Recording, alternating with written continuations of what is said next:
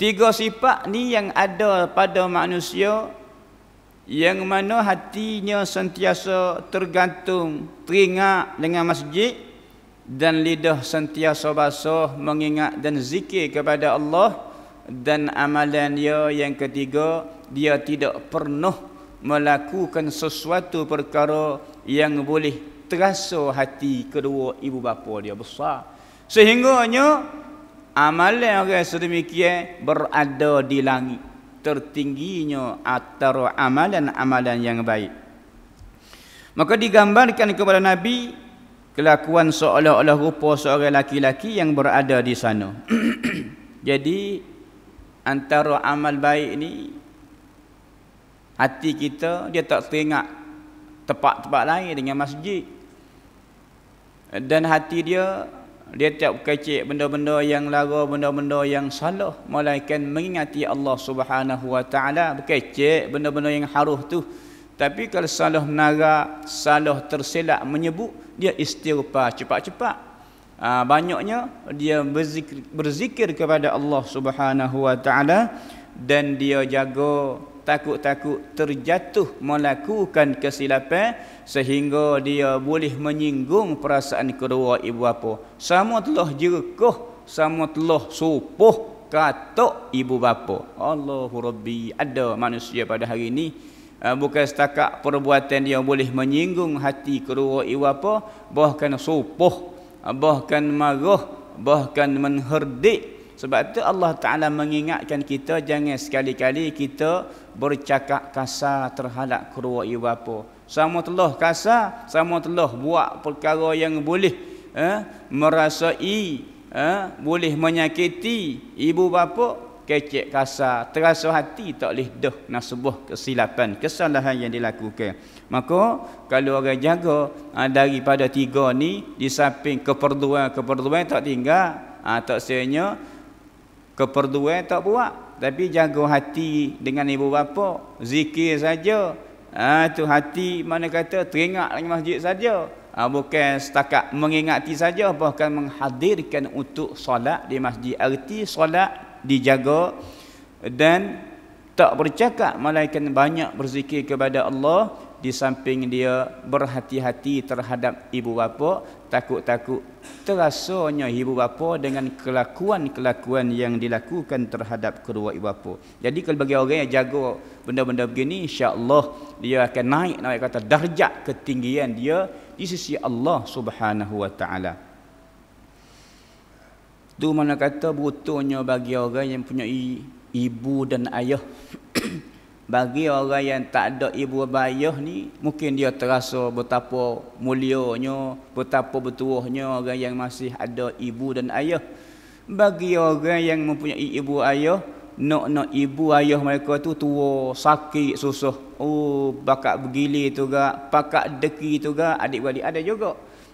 Aku semua kena jaga mak, aku semua kena cara ke mak, duk sebut-sebut, duk baki-baki, ada juga. Jarang sangat boleh kata kena orang anak-anak yang ada mak, dia tak berdeki pakak nak cara nak jaga ibu ayah dia masa tua. Tika segar ni tak apalah. Tu mana kata apabila sakit, apabila uzur, apabila tua, nak cara kepada ibu bapa ni suatu benda yang berat, yang sukar, sehingga Allah Ta'ala ganjar kena orang yang berkesakupan jaga, tidak mana berkira, tidak bakit bokah, dengan penuh kerelaan, sehingga Allah Ta'ala angkatkan darjat mereka dengan tinggi kedudukan di sisi Allah Subhanahu wa Ta'ala. Dan pada satu riwayat bahasanya tak kala sampai pada tempat itu, maka hasilah bagi Nabi sallallahu alaihi wasallam seolah kata liar hati, sunyi hati.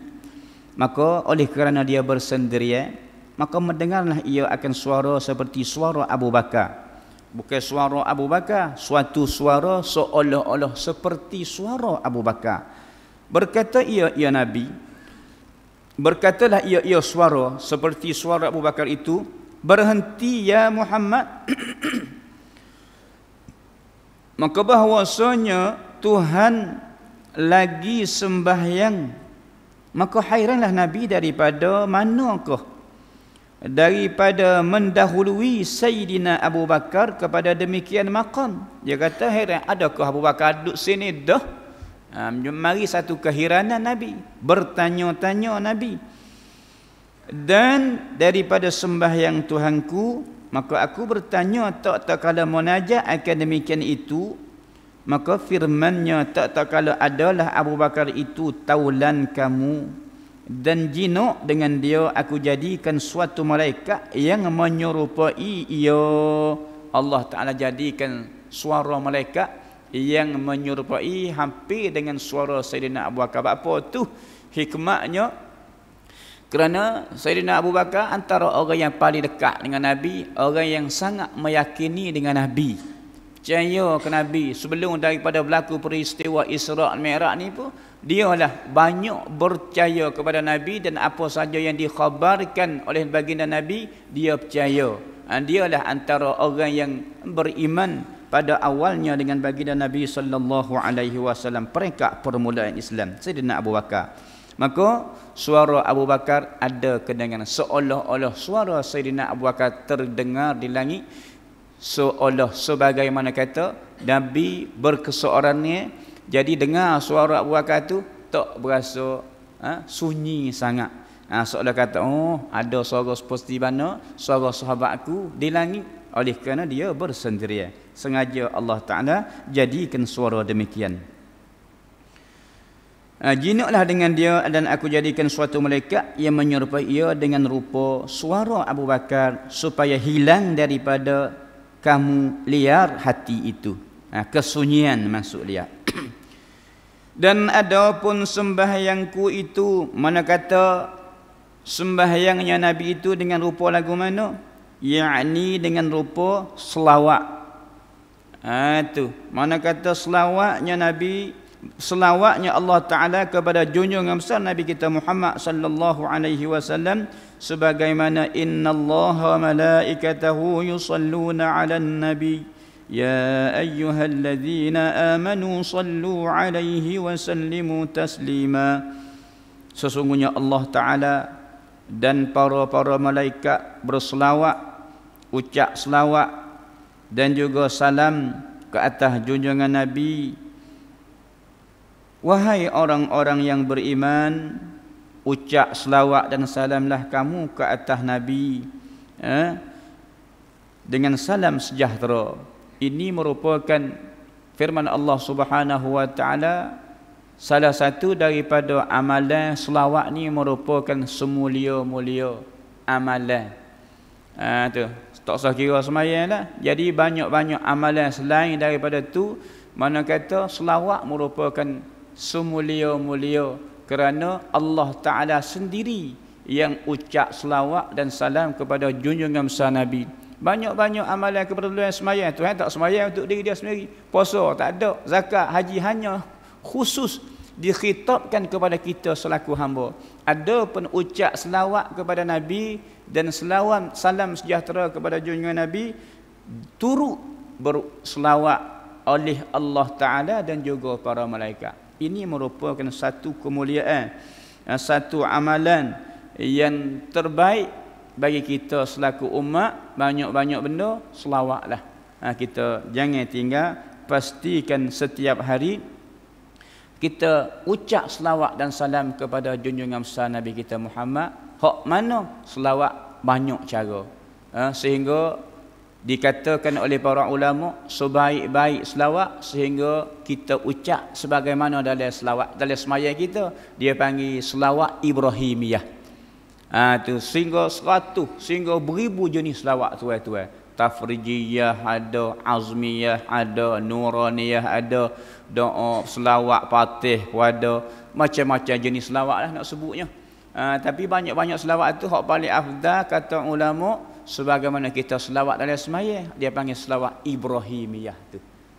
Selawat lah, bagaimana selawat hak panjang ke, hak rekah ke, asalkan kita berselawat untuk mencapai fadilat dan kemuliaan yang dijanjikan oleh Allah Subhanahu wa Ta'ala. Sekali je kita selawat kepada Nabi, 10 kali Allah Ta'ala selawat dan beri rahmat kepada kita. Kemudian maka dia angkatkan Nabi sallallahu alaihi wasallam kepada hadrat kursi. Maka melihat ia akan Tuhannya subhanahu wa ta'ala dengan barang yang patut dan selayaknya dengan dia, dan dengan tiada berkaifiat, dengan mata kepala kuat yang dijadikan Allah Ta'ala pada keruanya. Maka sebab itu Nabi bermunajat dengan Allah dan melihat Allah Ta'ala pada malam Isra' dan Mi'raj itu, sehingga ditanya lagu mana. Sebab tu tiada kaifiat. Dijawabnya Nabi, laisa kamitslihi syai'. Belah mana? Tak ada belah mana-mana. Pas lagu mana? Tak ada lagu-lagu mana. Macam mana? Tiada macam-macam mana. Kerana tiada kaifiat yang boleh dibuat bandingnya sebagaimana dilihatnya Nabi sallallahu alaihi wasallam akan Allah Subhanahu wa taala pada malam Isra' dan Mi'raj. Maka dikatakan ru'yatullah ni bagi ahli-ahli syurga diberi pada akhirat. Dalam dunia mana-mana anbiya sebelum daripada Nabi tidak ada seorang pun yang diberi, iaitu diizinkan melihat. Walaupun Nabi Musa pernah bermunajat nak lihat Tuhan, pernah di Bukit Tursina bermunajat minta, maka Allah Ta'ala tidak izin sekali-kali.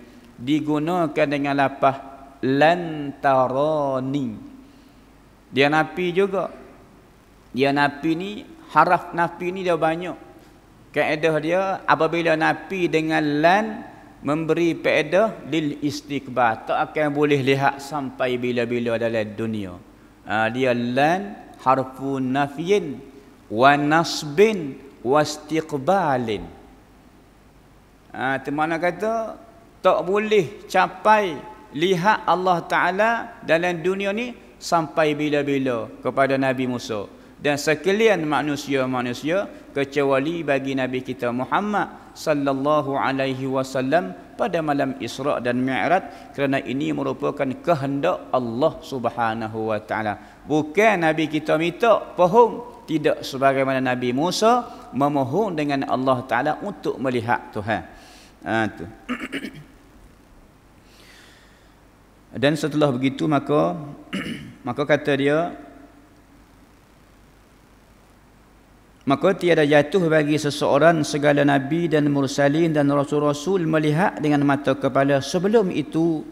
Sebelum mana? Sebelum mata itu yang lain daripada Nabi sallallahu alaihi wasallam tak pernah lihat, dan tidak ada seorang manusia pun yang dapat melihat kecuali baginda Nabi kita Muhammad sallallahu alaihi wasallam.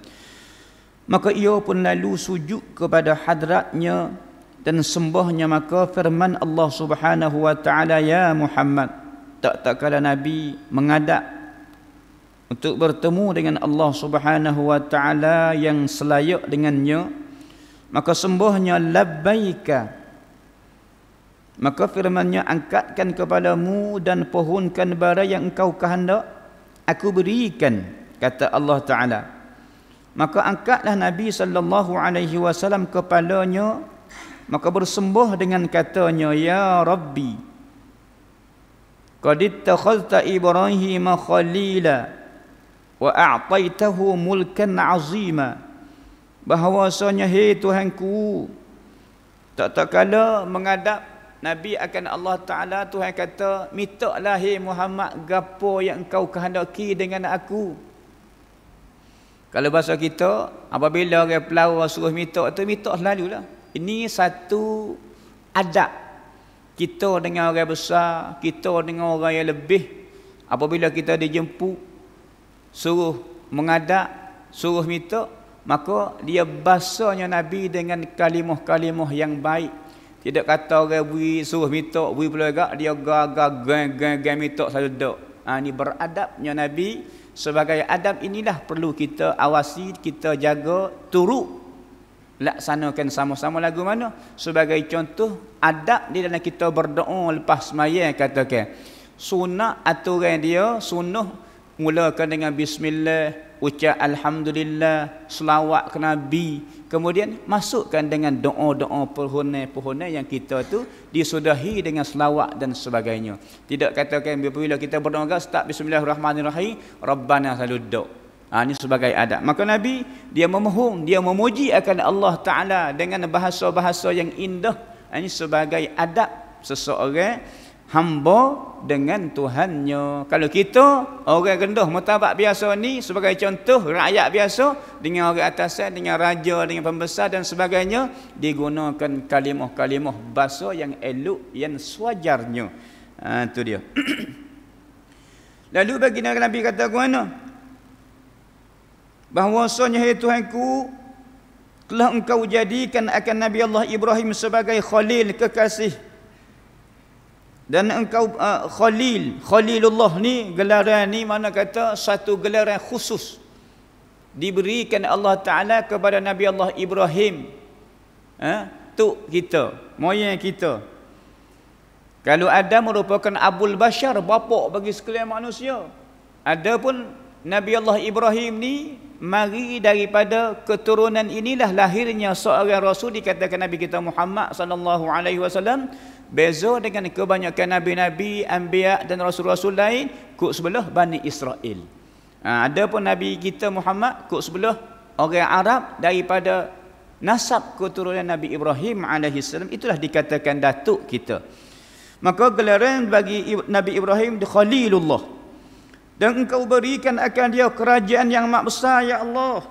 Wa kallamta Musa taklima, dan engkau berkata-kata akan Nabi Musa akan beberapa perkataan sebagaimana bermunajat Nabi Musa dengan Allah Subhanahu wa taala. Pernah satu ketika, wa a'taita Dawuda mulkan 'azima wa alanta lahul hadida wa sakharta lahul jibal, dan engkau berikan Nabi Daud itu suatu kerajaan yang amat besar, dan engkau lembutkan baginya besi.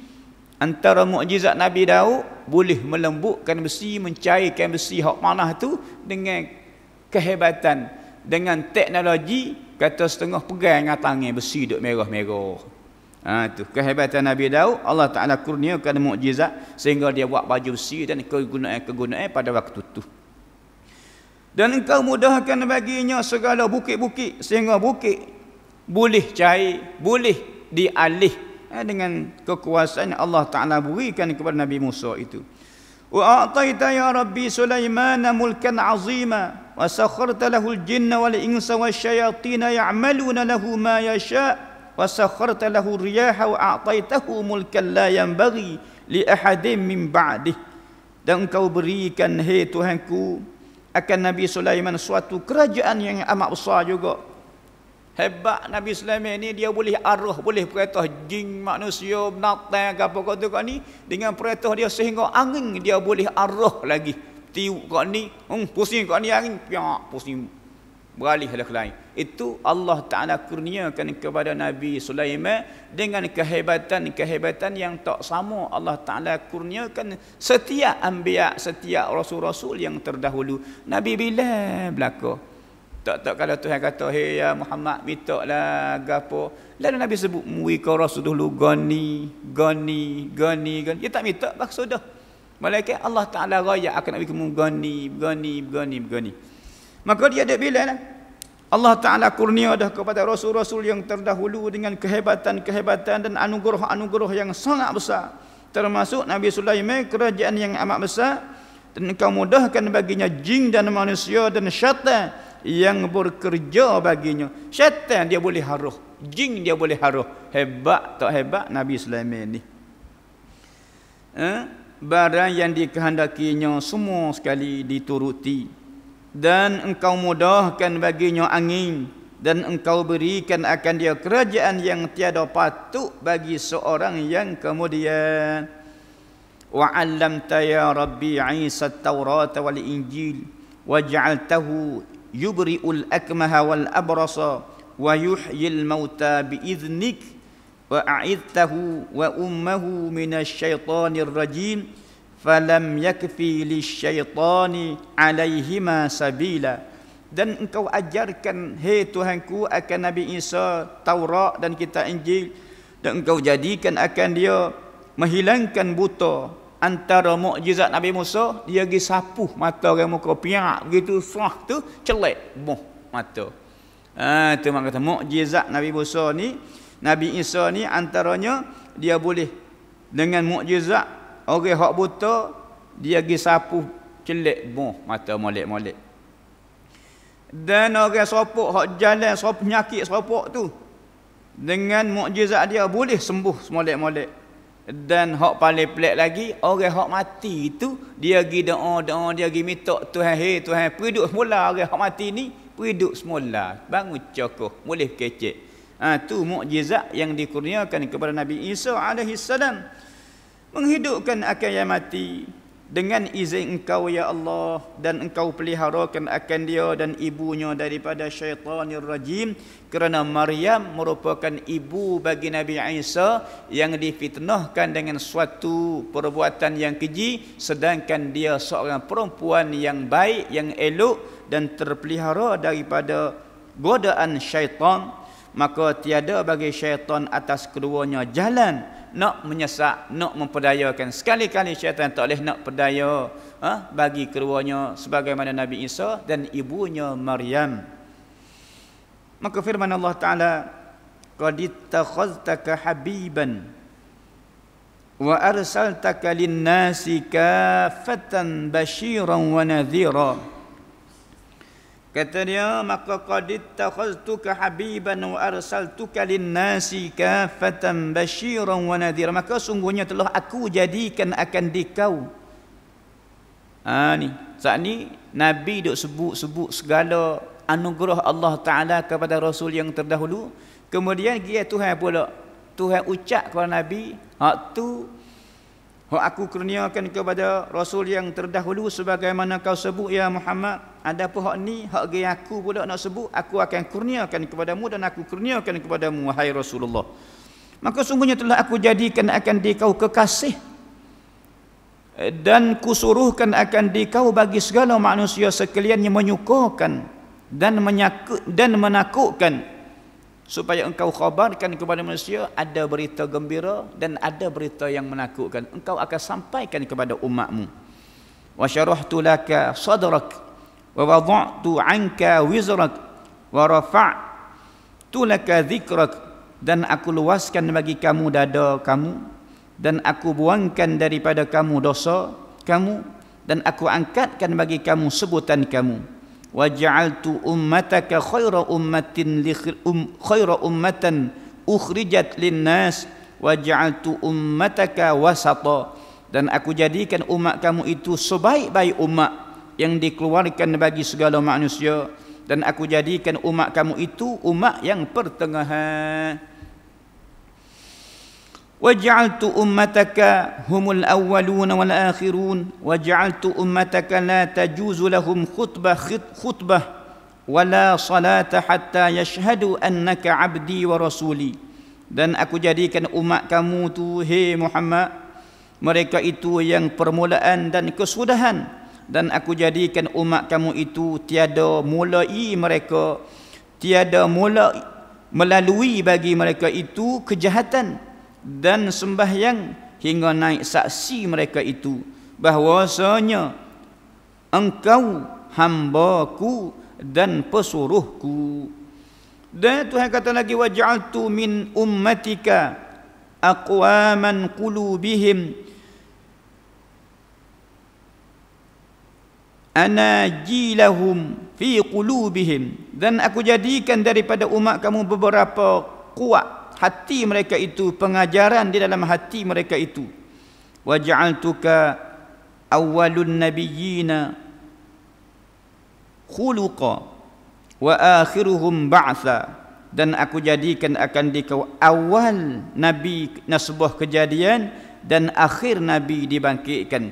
Sebab tu berdasarkan kepada sebutan dan perkataan inilah, berdasarkan riwayat inilah, dijadikan Nabi itu merupakan awal-awal, mula-mula sekali yang dijadikan oleh Allah Ta'ala, iaitu Nabi kita nasbah awal ruhnya dan nurnya. dan Nabi merupakan Nabi ataupun Rasul yang terakhir diutuskan oleh Allah Ta'ala ke dunia ini, dan tiada sebagai Nabi dan tiada sebagai Rasul lagi selepas daripada Nabi kita Muhammad sallallahu alaihi wasallam. Waj'altuka awwalu man yaqda lahu yaumal qiyamah, dan aku jadikan akan dikau awal mereka itu yang dihukumkan pada hari kiamat. Sebab tu kita merupakan umat Nabi yang mula-mula sekali akan dihitung oleh Allah Subhanahu wa taala berbanding dengan umat-umat yang terdahulu. Kita ni umat Nabi ni, umat yang mula-mula sekali akan dicara di mahkamah Allah Subhanahu wa taala berbanding dengan umat-umat yang terdahulu yang lama duk tunggu nak cara. Sebab tu kita atas dunia ni, kalau kita duk tunggu nak ambil tarikh di mahkamah nak cara ni lama juga.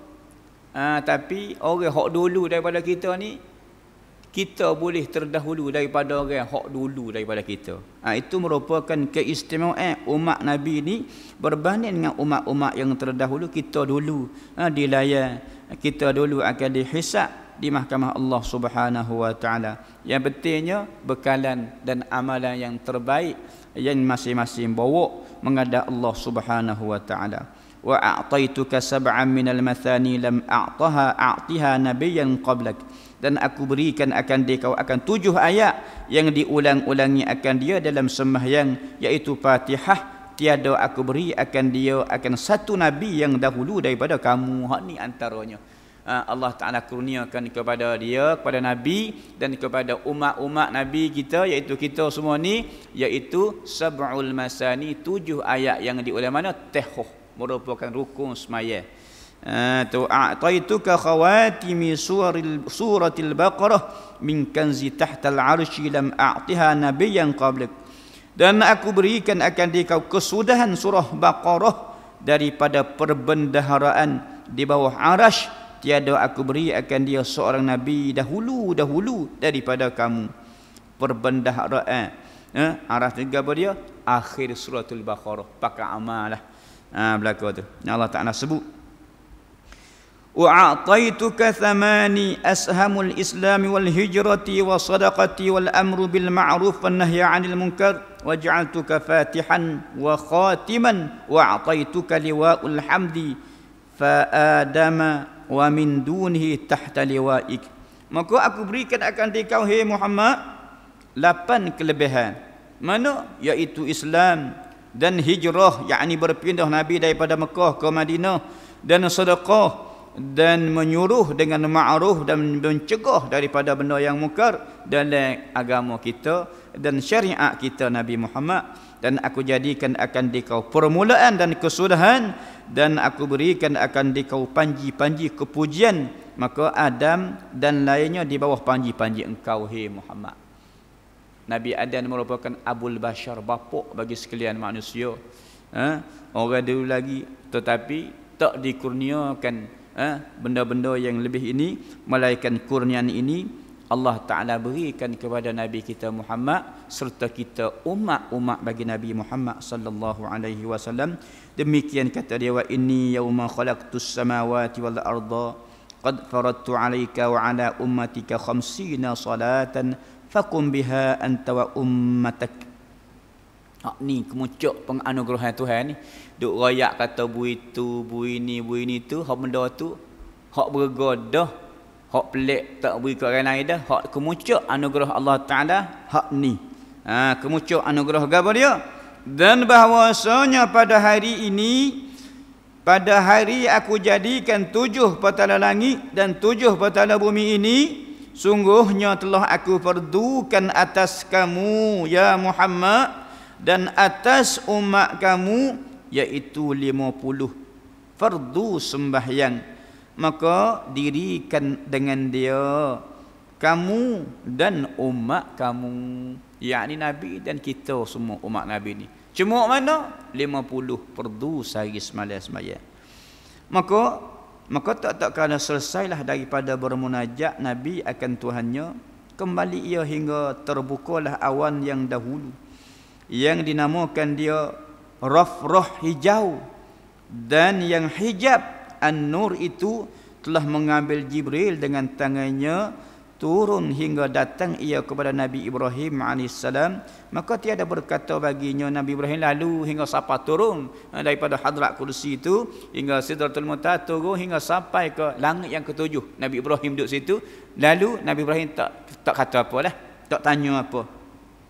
Kemudian datang kepada Nabi Musa hingga sampai kepada Nabi Musa, maka sabda Nabi Musa, sebaik-baik sahabat itu Nabi Musa. Bertanya lalu dia, adalah ia menolong kami, maka katanya, apa diperbuat akan kamu oleh Tuhan kamu ya Muhammad, dan apa yang diperdukan kamu dan umat kamu?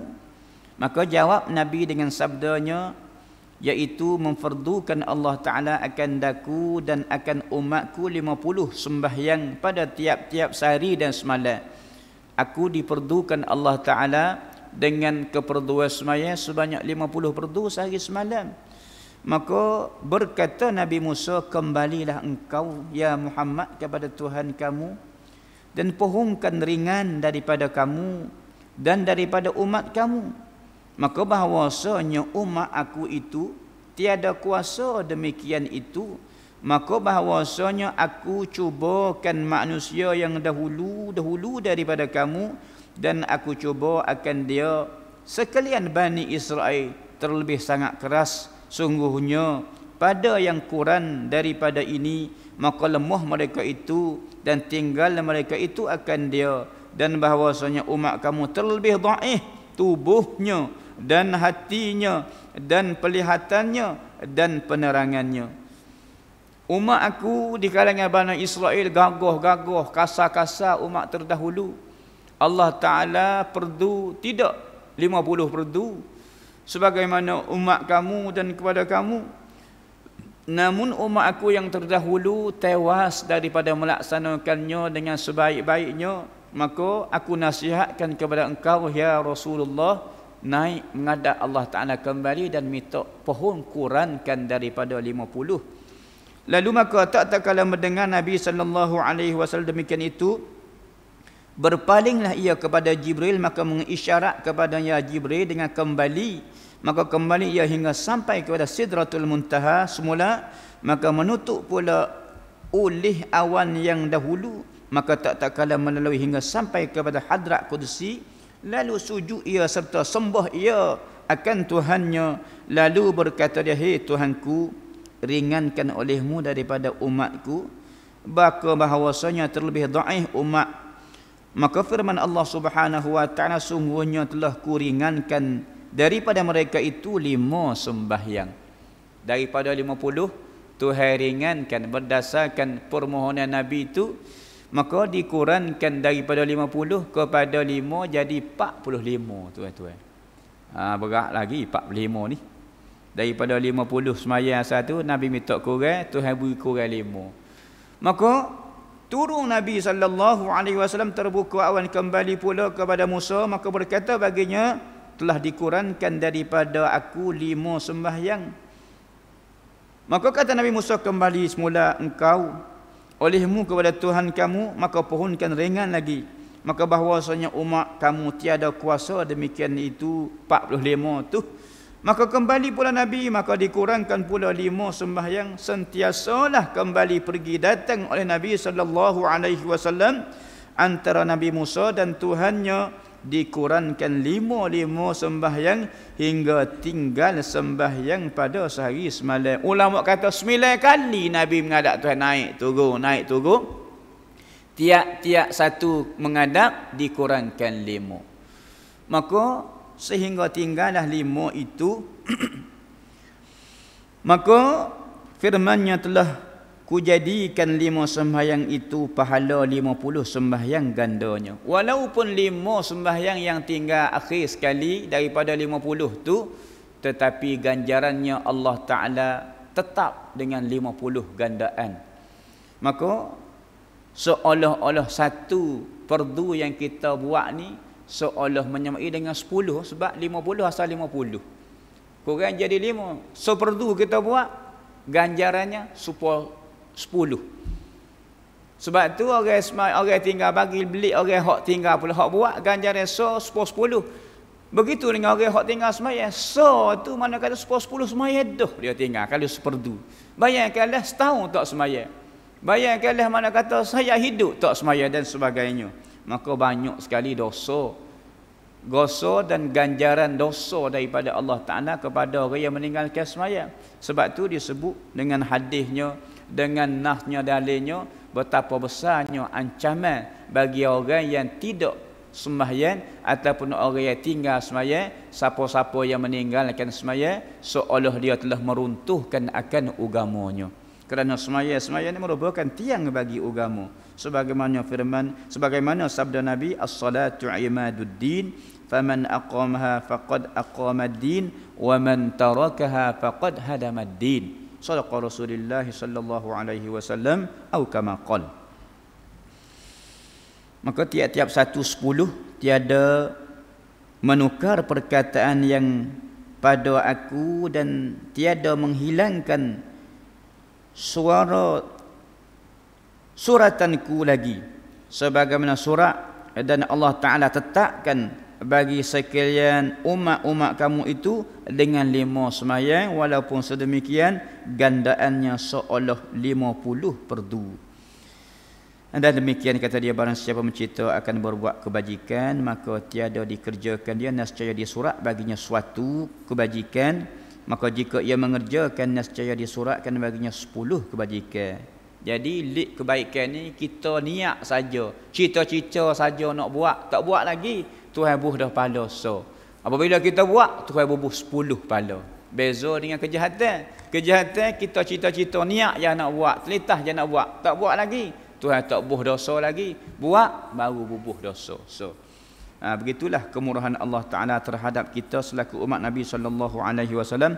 Mudah-mudahan apa yang kita dengar pada malam ini sikit sebanyak dapat kita gambarkan ke manakah destinasi kita dan apakah persiapan kita untuk kita bekalkan bersama, dan akhirat jualah tempat kesudahan bagi kita semua hamba selaku hamba. Dan peristiwa agung ini merupakan wajib bagi kita untuk meyakini dan mengimannya, dan tanpa rasa ragu dan was-was. Seandainya orang ragu-ragu dengan peristiwa dan mukjizat ini, maka tidak ada kesempurnaan iman baginya. Ila akhirih, wallahu a'lam bissawab, wa ilaihil marji wal ma'ab.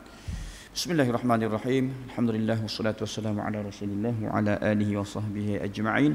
Allahumma anfa'na bima 'allamtana wa 'allimna bima yanfa'una. Allahumma ij'alna minal ladzina yastami'una al-qawla fayattabi'una ahsanah.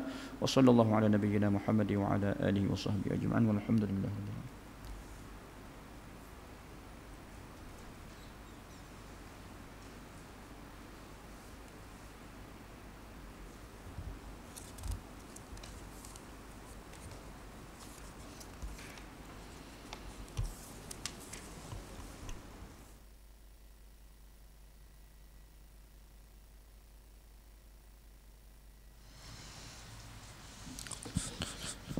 Subhanallah, alhamdulillah.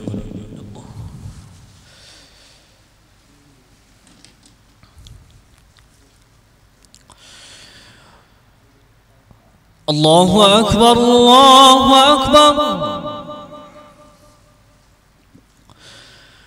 Allahu akbar, Allah.